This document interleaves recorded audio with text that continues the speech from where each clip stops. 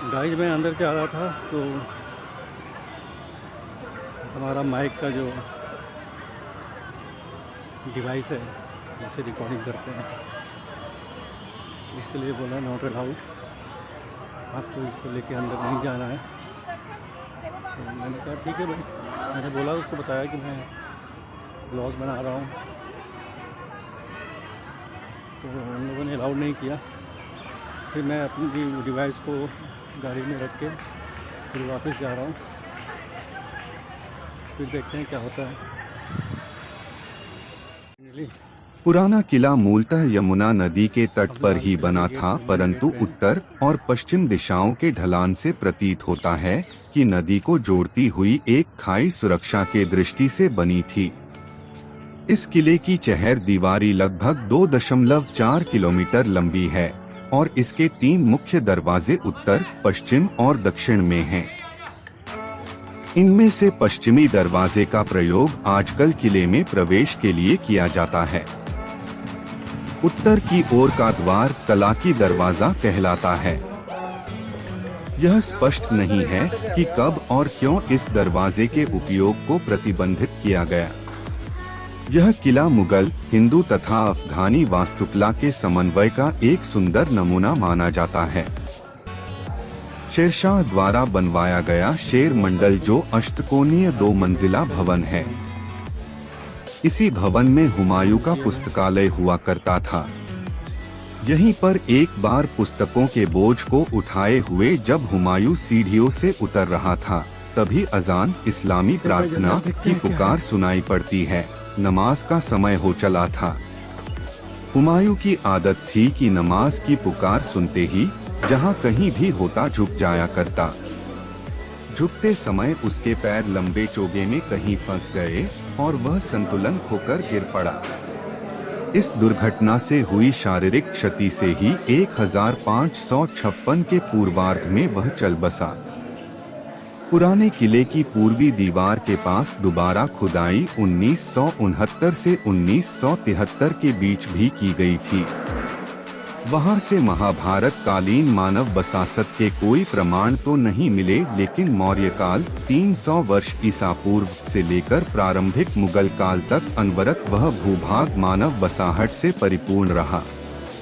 ऐसे प्रमाण मिलते गए हैं जिनमें काल विशेष के सिक्के, मनके, मिट्टी के बर्तन, पकी मिट्टी की टेराकोटा, यक्ष यक्षियों की छोटी छोटी प्रतिमाएं, लिपि युक्त मुद्राएं, सील आदि प्रमुख हैं जो किले के संग्रहालय में प्रदर्शित हैं। कहते हैं कि मुगल सम्राट हुमायूं ने यमुना नदी के किनारे उसी टीले पर जिसके नीचे इंद्रप्रस्थ दबी पड़ी है, अपने स्वयं की नगरी दीनपनाह स्थापित की थी। तत्पश्चात शेरशाह सूरी 1538 से 45 ने जब हुमायूं पर विजय प्राप्त की तो सभी भवनों को नष्ट कर वर्तमान दिल्ली शेरशाही या शेरगढ़ का निर्माण प्रारंभ करवाया। इस बीच हुमायूं ने पुनः संगठित होकर आक्रमण किया और अपनी खोई हुई सल्तनत वापस पा ली। समझा जाता है कि किले का निर्माण कार्य हुमायूं ने ही 1545 में पूर्ण कराया था। उनसे जुड़ी हुई सारी चीज़ें हैं जो राजा थे उस टाइम की, ये सारी चीज़ें हैं। जैसे ये प्लेट वगैरह हो गए, ये प्लेटें हो गई टूटा हुआ, ये सब उसी ज़माने का है।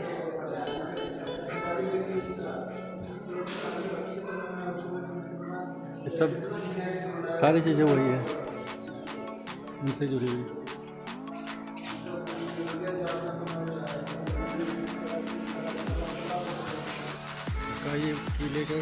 महाभारत में उल्लेखित पांडवों की राजधानी इंद्रप्रस्थ संभवतः इसी स्थान पर थी। पुराने किले में विभिन्न स्थानों पर शिलापटों पर यह वाक्य लिखे हैं। पांडवों की राजधानी इंद्रप्रस्थ कहाँ थी? इस बात को लेकर लोगों में बहस होती रही है, लेकिन खुदाई में मिले अवशेषों के आधार पर पुरातत्वविदों का एक बड़ा वर्ग यह मानता है कि पांडवों की राजधानी इसी स्थल पर रही होगी। यद्यपि पुरातत्वविदों के पास इस बात के पुख्ता प्रमाण नहीं हैं, लेकिन खुदाई के दौरान यहाँ मिले बर्तनों के अवशेषों से किले के आसपास पांडवों की राजधानी होने की बात को बल मिलता है। यहाँ खुदाई में ऐसे बर्तनों के अवशेष मिले हैं जो महाभारत से जुड़े अन्य स्थानों पर भी मिले हैं। चिड़ियाघर में तो कुछ ज्यादा था। इसके अलावा महाभारत से जुड़े प्रसंग और प्राचीन परंपराएं भी इस ओर संकेत करती हैं कि यहाँ पांडवों की राजधानी रही होगी। भारत में बहुत कम नगर ऐसे हैं जो दिल्ली की समान पुराने हों। इतिहासकारों के अनुसार पूर्व ऐतिहासिक काल में जिस स्थल पर इंद्रप्रस्थ बसा हुआ था, उसके ऊंचे टीले पर 16वीं शताब्दी में पुराना किला बनाया गया। भारतीय पुरातत्व सर्वेक्षण ने इस किले की कई स्तरों पर खुदाई की है। खुदाई में प्राचीन भूरे रंग से चित्रित मिट्टी के विशिष्ट बर्तनों के अवशेष मिले हैं जो महाभारत काल के हैं। ऐसे ही बर्तन अन्य महाभारत कालीन स्थलों पर भी पाए गए हैं। इस बारे में एक तथ्य यह भी है कि इंद्रप्रस्थ के अपभ्रंश इंद्रपर्त के नाम का एक गांव वर्तमान शताब्दी के प्रारंभ तक पुराना किला में स्थित था। राजधानी नई दिल्ली का निर्माण करने के दौरान अन्य गांवों के साथ उसे भी हटा दिया गया था। दिल्ली में स्थित सारवल गांव से 1628 ईस्वी का संस्कृत का एक अभिलेख प्राप्त हुआ है। यह अभिलेख लाल किले के संग्रहालय में उपस्थित है। इस अभिलेख में इस गांव के इंद्रप्रस्थ जिले में स्थित होने का उल्लेख है। वहीं महाभारत के अनुसार कुरु देश की राजधानी गंगा के किनारे हस्तिनापुर में स्थित थी। जब पांडवों और उनके चचेरे भाई कौरवों के बीच संबंध बिगड़ गए तो कौरवों के पिता धृतराष्ट्र ने पांडवों को यमुना के किनारे खांडवप्रस्थ का क्षेत्र दे दिया। वहां उन्होंने समुद्र जैसे गड्ढों द्वारा घिरे हुए एक नगर को बनाया और उसकी रक्षात्मक प्राचीरें बनाई। विद्वानों का मत है कि पुराना किला की रूपरेखा भी इसी प्रकार की थी। इससे भी स्पष्ट होता है कि इंद्रप्रस्थ एक नगर का नाम था जो पुराना किला के स्थान पर बसा था और जिस क्षेत्र में यह स्थित था उस क्षेत्र का नाम खांडवप्रस्थ था। कहा जाता है कि कौरवों पर अपनी विजय के बाद पांडवों ने राजधानी इंद्रप्रस्थ को भगवान कृष्ण से संबंधित किसी यादव वंशज को सौंप दिया। एक और प्रसंग है जिसके अनुसार पांडवों ने कौरवों से 5 गांव मांगे थे। ये वे गांव थे जिनके नामों के अंत में पत आता है, जो संस्कृत के प्रस्थ का हिंदी सामय है। बहुत बढ़िया जगह है। ये पत वाले गांव हैं इंदरपत, बागपत, तिलपत, सोनीपत और पानीपत हैं। आप आ सकते हो घूमने के लिए। यह परंपरा महाभारत पर आधारित है। साफ-सफाई की भी ध्यान रखी गई है। जिन स्थानों के नाम दिए गए हैं उनमें ओखला नहर के पूर्वी किनारे पर दिल्ली के दक्षिण में लगभग 22 किलोमीटर दूरी पर तिलपत गांव स्थित है। इन सभी स्थलों से महाभारत कालीन भूरे रंग के बर्तन मिले हैं। शांति मिल रही है यहाँ पे।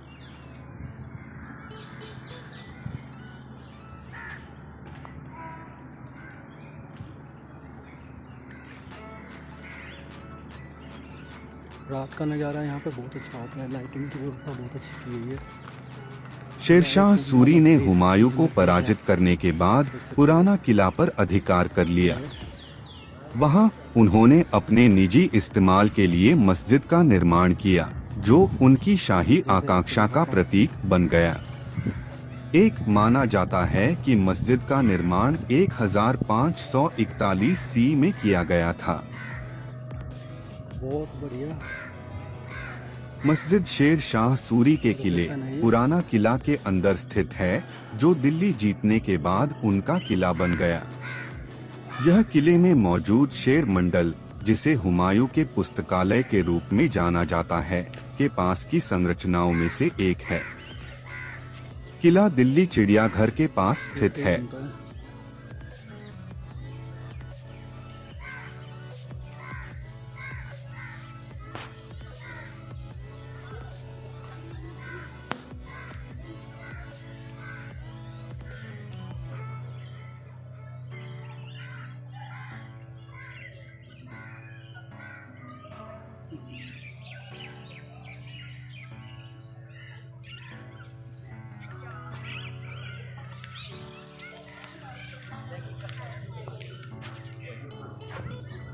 ये आपको अंदर की जगह दिखाते हैं। आप देख सकते हो यार, यहाँ पर लाइटिंग व्यवस्था बहुत अच्छी हुई है।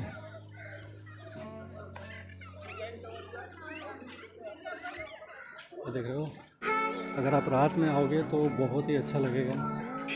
यहाँ की लाइटिंग व्यवस्था देख करके पता लग रहा है कि रात को कुछ अलग ही सीन होता है यहाँ पे। ये देखो,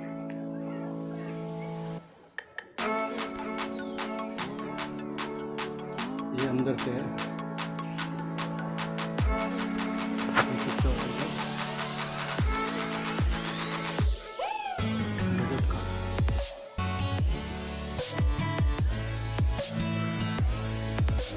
इस्लामिक कला का जबरदस्त नमूना है। मजा आ गया।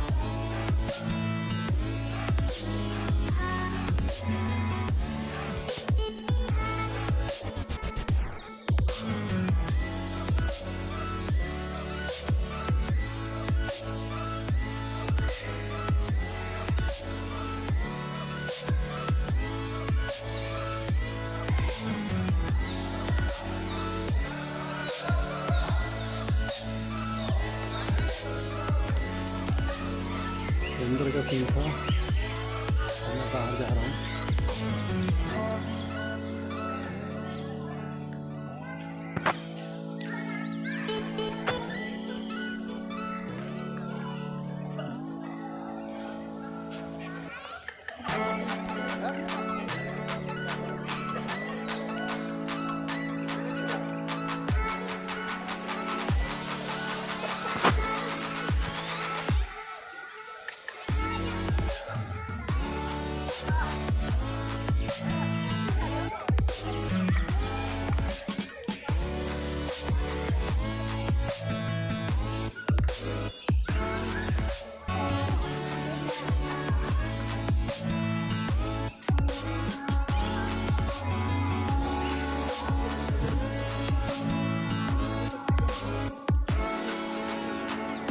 भाई अब नीचे की तरफ चलते हैं। क्या है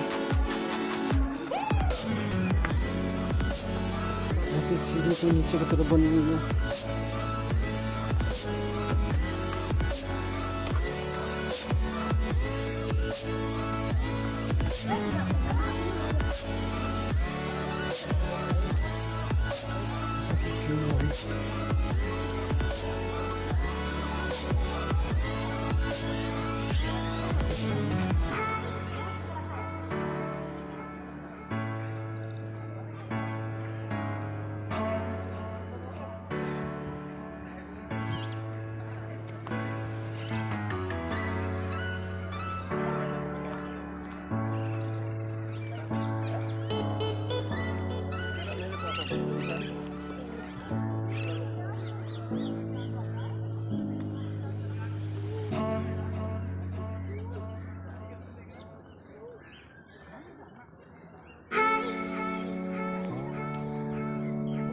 ऐसा है कुछ। क्या है भाई, गंदी जगह, गंदे है और क्या, सुसु करने का जगह है।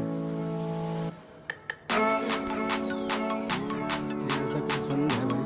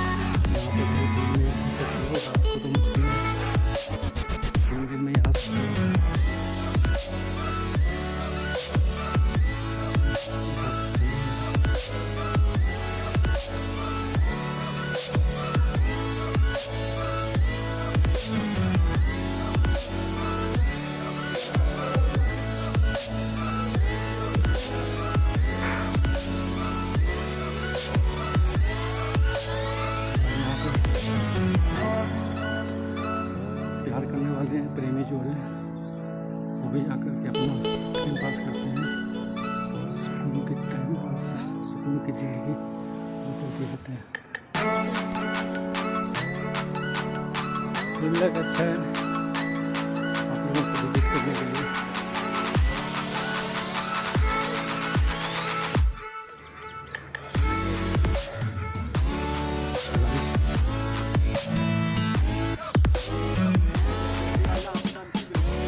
बहुत ही अच्छा जगह यार।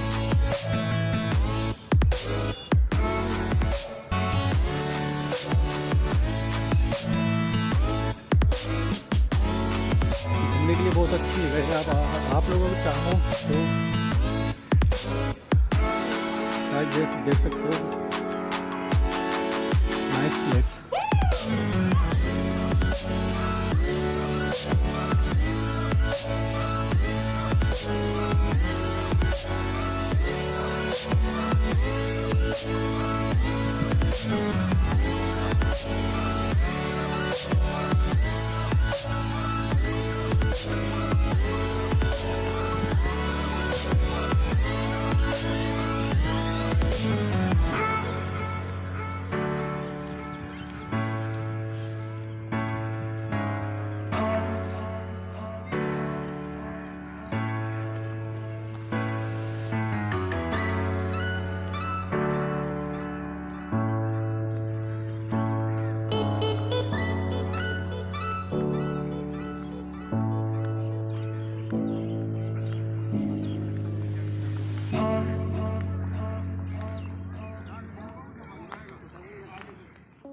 तो गाइस आज का सफ़र फिर यहाँ भी ख़त्म।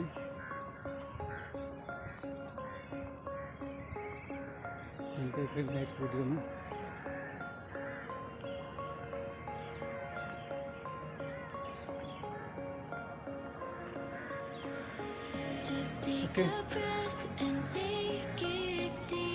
यहाँ पे बस प्रेमी प्रेमिकाओं के लिए यार प्लेस है और कुछ पुरानी चीज़ें हैं, इसके अलावा और कुछ नहीं है। वही चीज़ दिखाया मैंने आपको। ओके, मिलते हैं नेक्स्ट वीडियो में।